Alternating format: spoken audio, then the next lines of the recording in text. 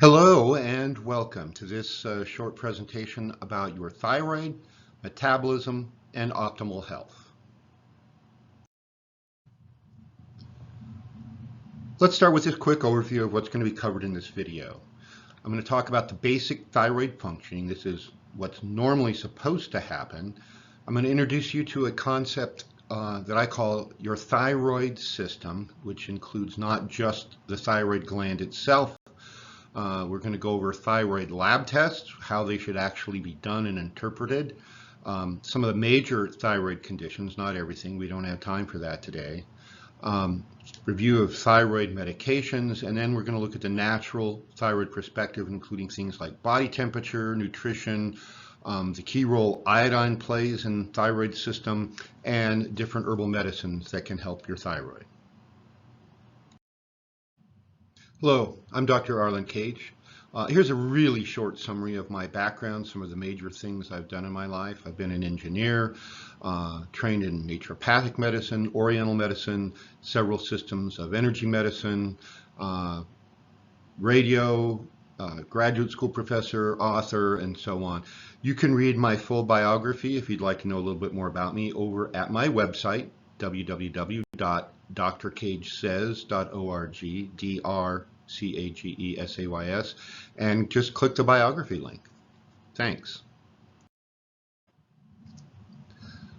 So with that short introduction, let's take a look at the basic thyroid functioning. First of all, the thyroid is a gland. It's part of our endocrine system, and it lies just below our voice box or larynx in the front of our throat.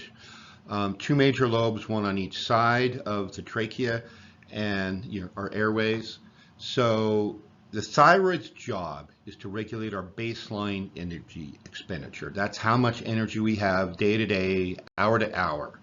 And it indirectly or directly regulates every other organ in our body.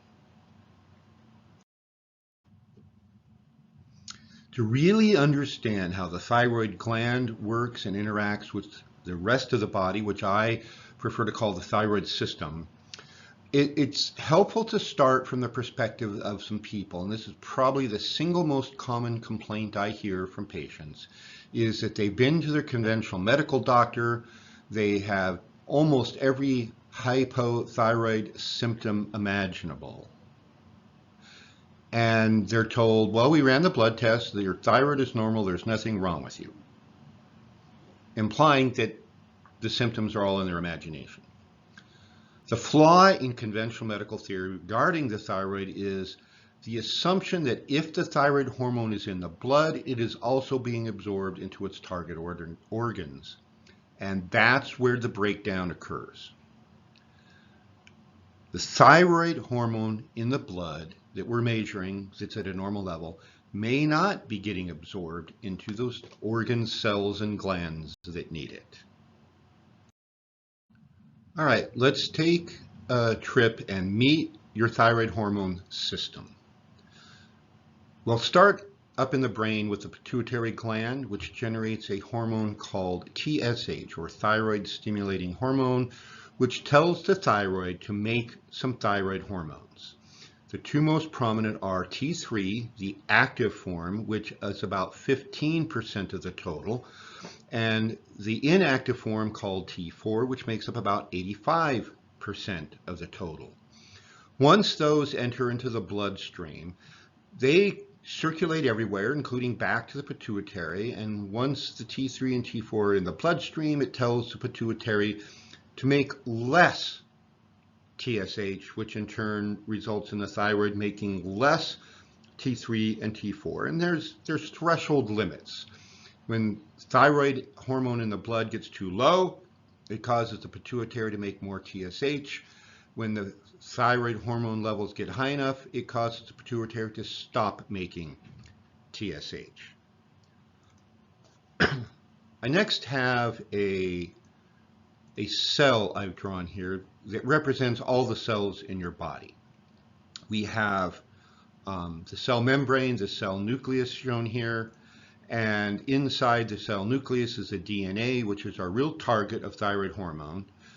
On the cell surface, there is a T3 receptor that's the the lock and key mechanism where T3 hormone will get into the cell. On the cell, or on the nuclear membrane, there's a nuclear T3 receptor, and that's basically how the T3 will get into the cell, into the nucleus, to tell the DNA, whatever you're doing in this type of cell, do it faster. That increases our metabolism. It causes indirectly a higher body temperature. And while it's floating around the cells, T3 will also bind receptors on the mitochondria, which in turn stimulates more ATP production, causing the cells to have more energy. T4 can be thought of as a ready reserve. It gives cells and organs the opportunity to raise or lower their own metabolic rate independent of other cells and organs. So on the cell surface there is an enzyme called the 5' deiodinase enzyme, and that's how T4 gets converted to T3, and then what used to be a T4 molecule gets into the cell and then causes the same increase in metabolism. In order for those T3 receptors to work, they need iodine.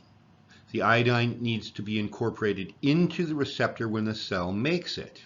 To get into the cell, iodine goes through a specialized receptor called a sodium iodide symporter, and it gets added on to the receptors, and then the receptors fully function.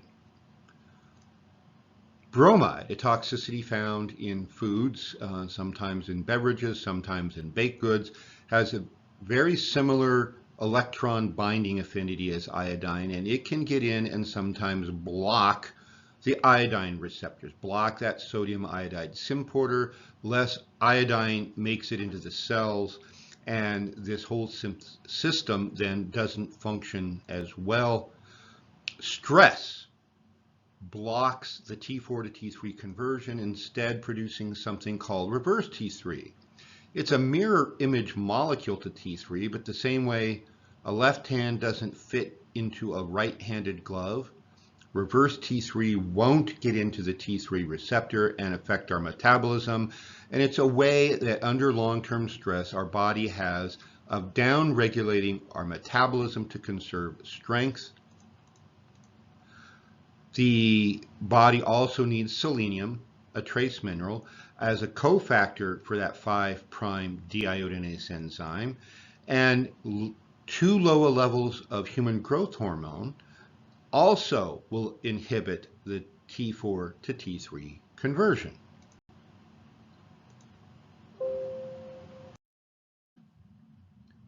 Now that you've seen a bit about how the thyroid system works, let's take a closer look at the lab tests that we use to measure all of this.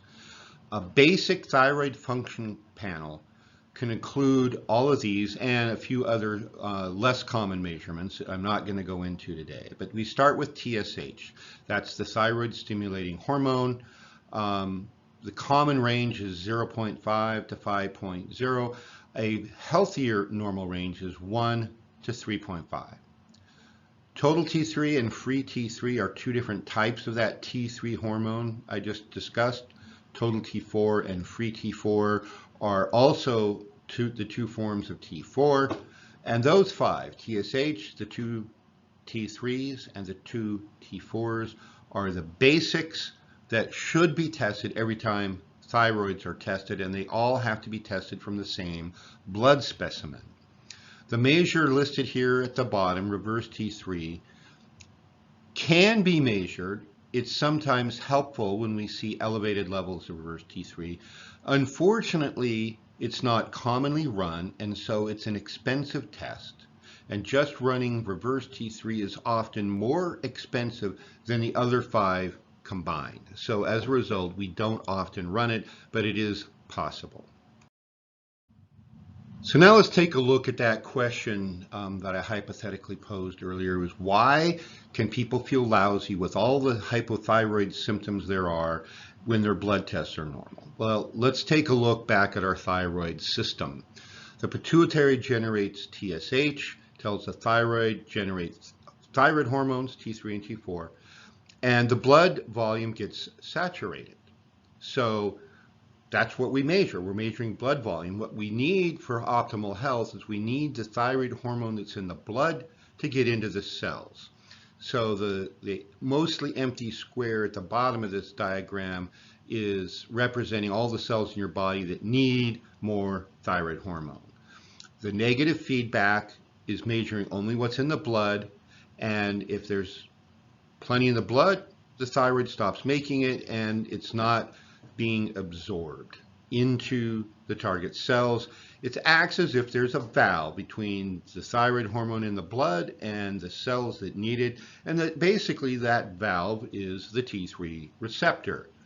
So when we add iodine, because deficient iodine is one of the biggest causes for thyroid hormones not being absorbed, all of a sudden those valves open, the cells can fill up, but when that happens, you'll see a brief period of time, up to a few weeks to a month or two, where the thyroid is trying to catch up. And it's been kind of relaxing, not having to work so hard, so it's like any muscle that's not being worked. It gets behind schedule. So all of a sudden, it's trying to work hard. It takes that long, a month or two sometimes, to get the blood volume saturated and to get all the cells happy. And we kind of work with that by making sure that the thyroid gland has all the materials it needs to make plenty of thyroid hormone when it suddenly starts getting the signals to do so. Now I'm going to move into taking a look at some of the classic thyroid illnesses. These are the most common that you may encounter. The thyroid gland, when it loses the ability to produce thyroid hormone and the thyroid gland appears to be underactive, we test it, there's not enough thyroid hormones, and we see TSH elevated. Pituitary is trying to convince the thyroid to make more hormones, but it can't. That's what we call hypothyroidism. Hypo means low, so this is a low active thyroid. It can be primary. The thyroid itself slowly loses function, mostly because of a lack of raw materials, all the nutrients the thyroid needs to do its job. Secondary can be as a result of an autoimmune disease that first causes a hyperthyroid state until the immune system damages the thyroid so much that it's not able to produce thyroid hormones. There's a phenomenon of medically induced thyroids, which you either had your thyroid removed surgically or it was destroyed by radioactive iodine, which used to be a standard of care treatment for hyperthyroidism they couldn't control otherwise. And there's something called subclinical hypothyroids. That's the one we've been talking about, where you have all the signs and symptoms of hypothyroidism, but the blood test shows normal levels. And that's a problem of impaired thyroid hormone absorption, giving you the effects of being hypothyroid. It's not a problem with the thyroid gland itself. Speaking of those hypothyroid symptoms I keep alluding to, here is a good overview chart. Hair, skin, and nails, dry skin, thin, brittle nails, your dry hair, hair loss. Interesting, hair loss at the outer edge of the eyebrows, ascending hair loss on the feet and legs, maybe an absence of sweating, constipation in the GI tract, infertility, other reproductive issues, metabolism, fatigue, weight gain, a puffy face, can't stand being in the cold, your immune system gets gradually weaker, your body temperature is very, very low. That tells us that the thyroid hormones, whatever there is not being absorbed into the target organs. Your reflexes are slowed. Mental depression is commonly associated with hypothyroidism. A hoarse voice, anemia, muscle cramps, on and on. These are the major ones that show up most often. They're not the only symptoms possible.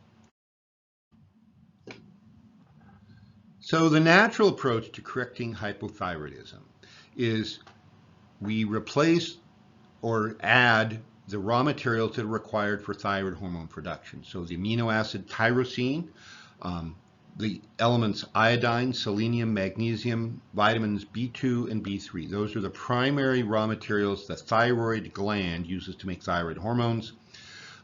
We also have symptom control treatments and restorative treatments in the form of tonic herbs, glandulars made from freeze-dried animal organs when a cow is butchered, for example, organotherapy, which is kind of a cross between glandulars and homeopathy. And then homeopathy includes standard homeopathic medicines that might be made from any plant or mineral substance, and also specialized homeopathic medicines made from actual hormones. It's helpful in some cases to minimize the consumption of what are called goitrogenic foods. I have a list here on the side. In my personal experience treating hundreds and hundreds of cases of thyroid conditions, I've seen probably less than 10% of them where we've been able to verify that eating these goitrogenic foods caused a decrease in your body's performance, and eliminating them caused an increase. It's happened, it's real, I've seen it. It's probably not as common as some of the literature out there suggests, at least not in my experience, and in my experience in my career, I've worked on thyroid cases more than any other single condition.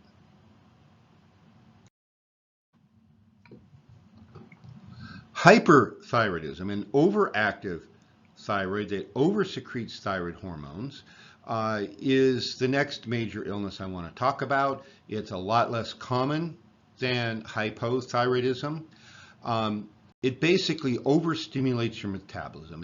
If you can think of drinking 10 to 20 cups of a strong coffee or espresso in 15 minutes, and then over the next few hours, how wired and jittery you might feel. That's what hyperthyroidism can feel like, or so I'm told by the symptoms, or by the patients who have those symptoms. I have a long list of symptoms here. I'm not going to read them. You can pause the video if you'd like to read them in more detail. The key question that might come up is, why does that happen? Why does the body's immune system start doing this? Well, specifically in the case of the thyroid gland, this may not be the same for all autoimmune conditions.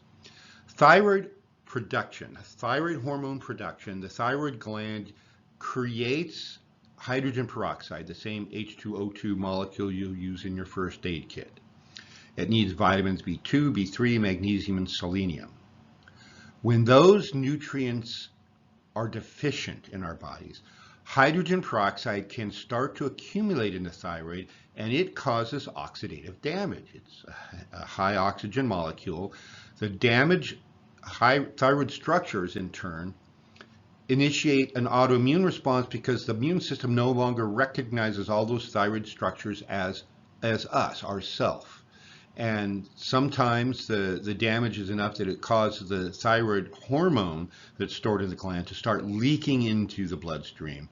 And the overproduction seems to be related to the thyroid having a bit of a defensive mechanism. It's trying to make a whole bunch in a hurry because it's under attack.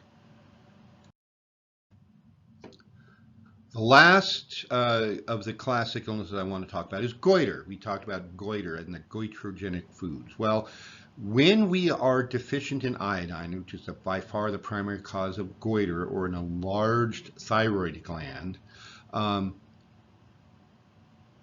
thyroid swells.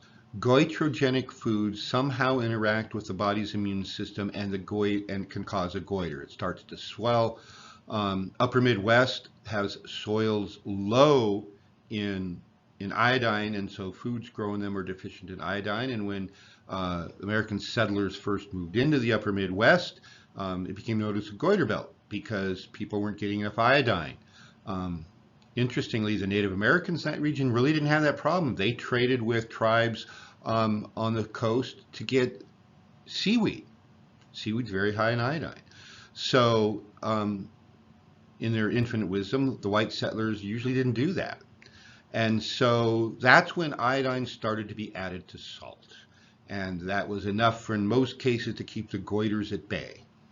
If you have a goiter and it also has cysts, we need to run an ultrasound. So even if we know that you're low in iodine, we want to make sure that the cysts don't overreact, which they will if you suddenly give them a whole bunch of iodine, and we need to dose the iodine slowly. So that's just a little bit about goiters and where that term comes from. Now I'm going to move into some additional considerations that mostly aren't well addressed in the conventional medical world. And the first one is body temperature. Our body temperature represents our overall rate of metabolism in our body. The enzymes in each cell that make the body work for normal health rely on a temperature of 98.6 degrees Fahrenheit for the body to properly function. Anything more than a 0.2 to 0.3 deviation from that 98.6 will start to result in a lowering of function in every cell of the body. You might have normal thyroid blood tests, but if you have the symptoms of hypothyroidism, we need to also check your body temperature. Consistently low body temperature means that T3 is not being properly absorbed into your cells and organs. This is a condition known as Wilson's temperature syndrome, and that will probably be the subject of another video later that I'll do all by itself. It's complicated.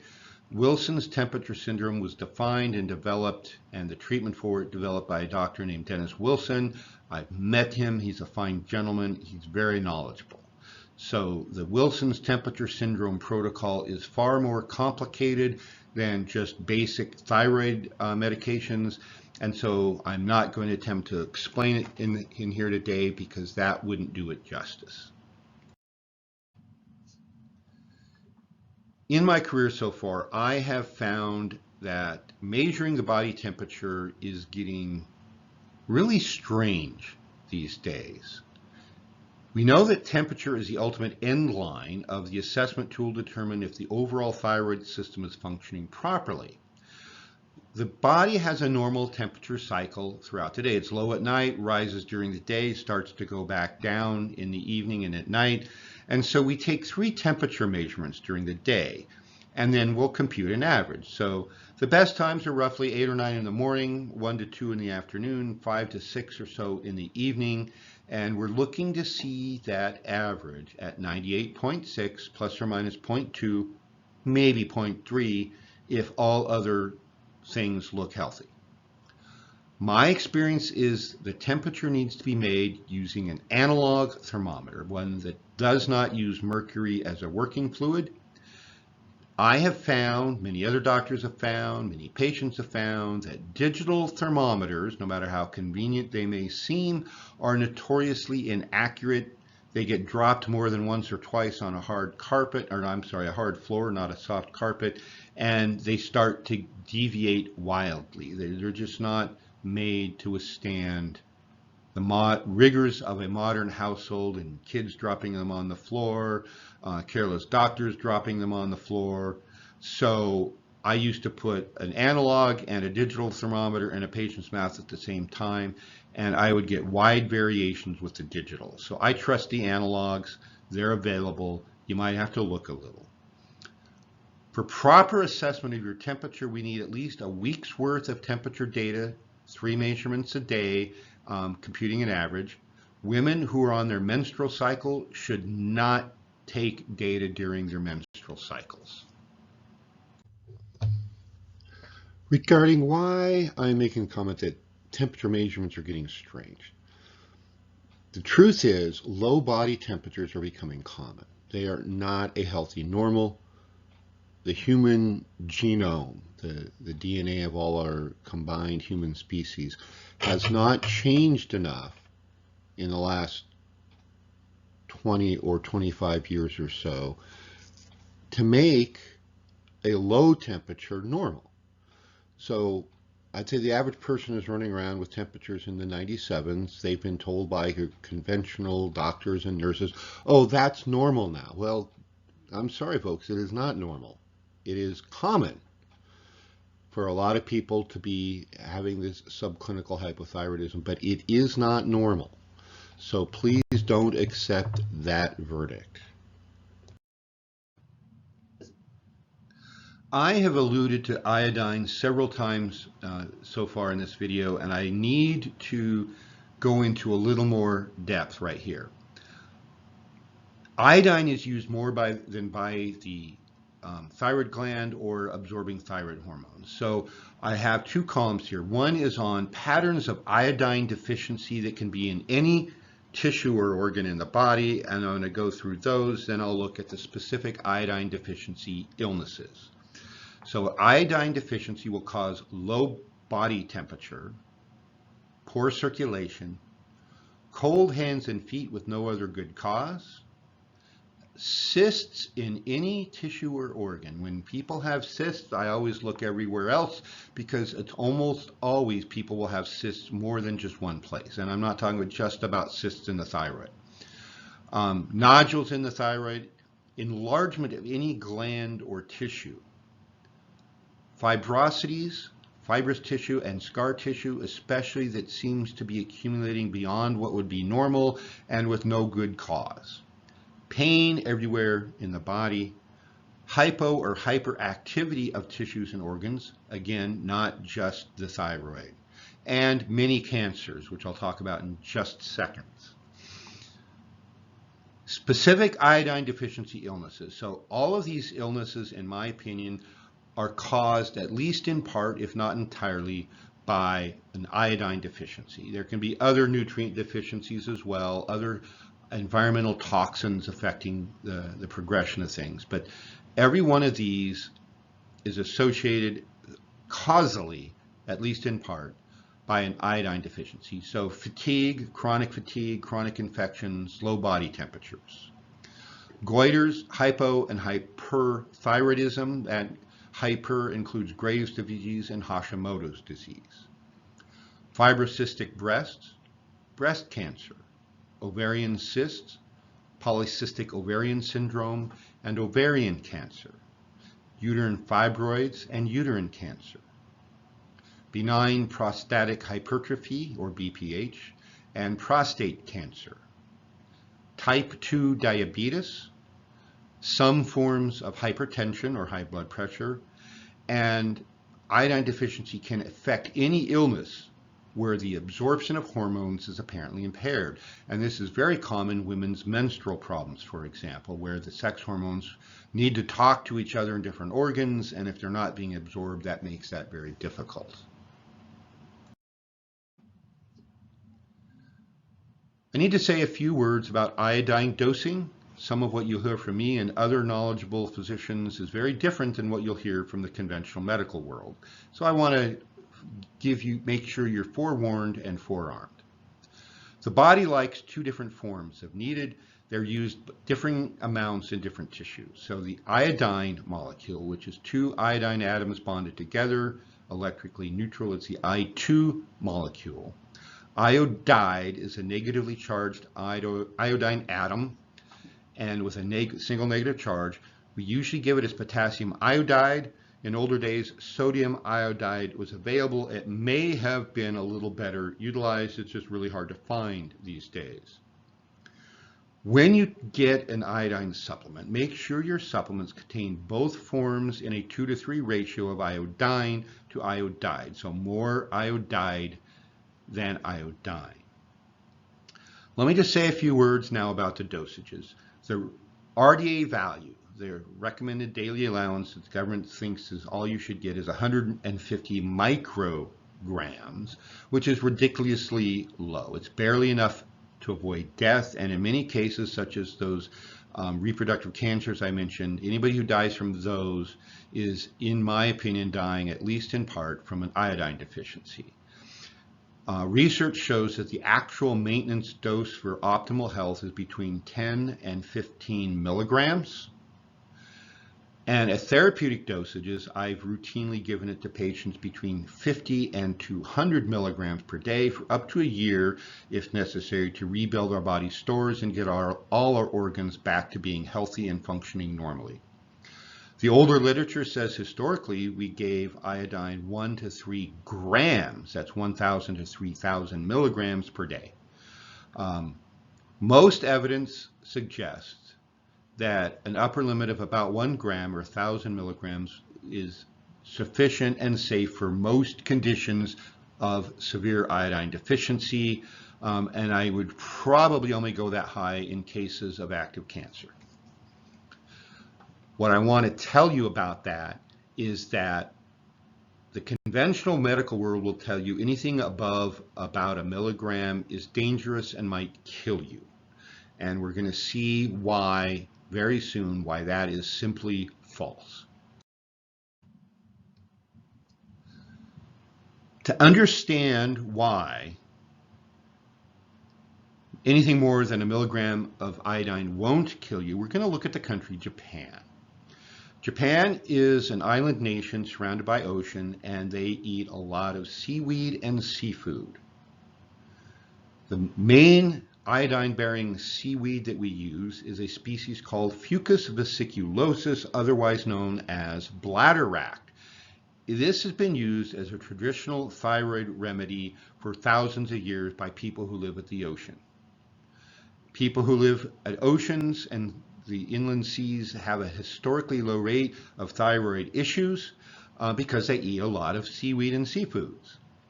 In mainland Japan, women have a very low incidence and prevalence of fibrocystic breast cancer, ovarian cysts, all of those things we talked about earlier. Very, very low. And in Japan, the population on average has an iodine intake of 13.8 milligrams per day from their food, much of which is seaweed. So if anything more than 1 milligram of iodine a day would kill you, pretty much everyone in Japan should be dead by now. But they're not. Japan as a nation has the longest average life expectancy of any country on earth. 84.9 years of age as of about a year ago, which is the most recent data I've checked. Way above what we have here in the US, which is down to about 76 now, and it's falling every year right now. So don't worry about overdosing on iodine.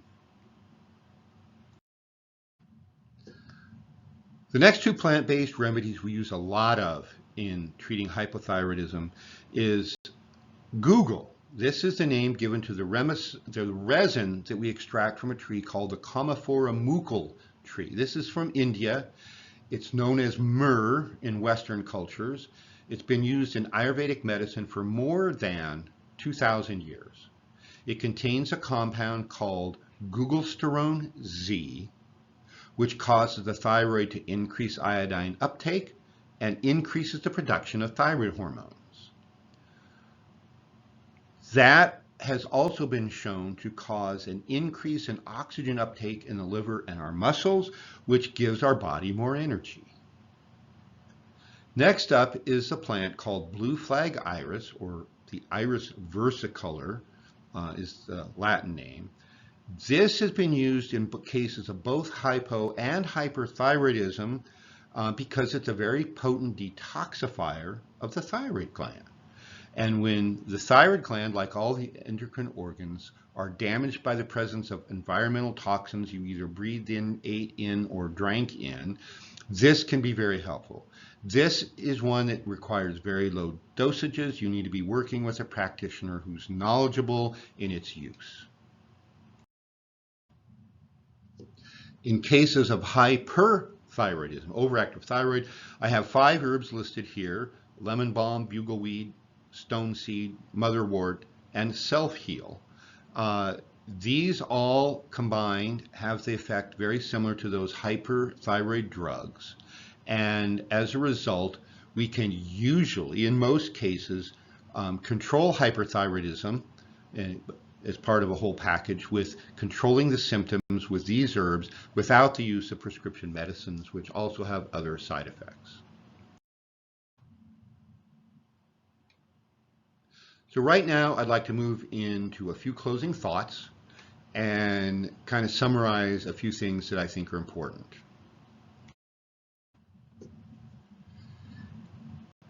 First of all, you never just go cold turkey and stop your thyroid medications because you're now starting natural treatment. The natural treatments take time. So usually what we do is we start giving you all the supplements and all the herbs to start building up your thyroid and the thyroid system. And within a few months, 4 to 6 months, detoxification, nutrition, temperature restoration, it's usually possible to start weaning off your thyroid medications. And when we do that, the thyroid will have enough nutrients on the shelf to be able to upregulate its output of thyroid hormones as you start taking away those outside hormones from the medication. About every 1 to 2 months, a 20, maybe 25% reduction in dosage is possible. Maybe we need to wait 3 months for your thyroid to adjust. Usually we get back to 0 prescription medications within 6 to 12 months. The single biggest impairment to this is stress. People who are unable to get out of stressful situations, not able to fully manage their stress, are the ones who make it most of the way back to needing no thyroid medications, but then they just sort of struggle at that point. So stress management is going to be important for this, but as long as you have your thyroid, we should be able to get it back to functioning normally without prescription medications. As I just mentioned, you should not have to be on thyroid medicines for life as long as you have your own thyroid and we can get your normally functioning thyroid system back up to proper levels of performance. Lab tests which show normal while you're symptomatic point to the problem lying mostly in the peripheral absorption of thyroid hormones and not necessarily a problem with the thyroid gland itself. There are natural methods available for every step of the thyroid system restoration process, and I would say about 75% of the time prescription drugs are not required. When they are required, at least temporarily, we use them. If you don't have your own thyroid, it's been surgically removed or radioactively destroyed, there are natural options available that are better than the synthetic prescription drugs. They're more effective, fewer side effects, and much safer. We may still need to address issues pertaining to the peripheral absorption of thyroid hormones, nutrients, toxicities, and so on.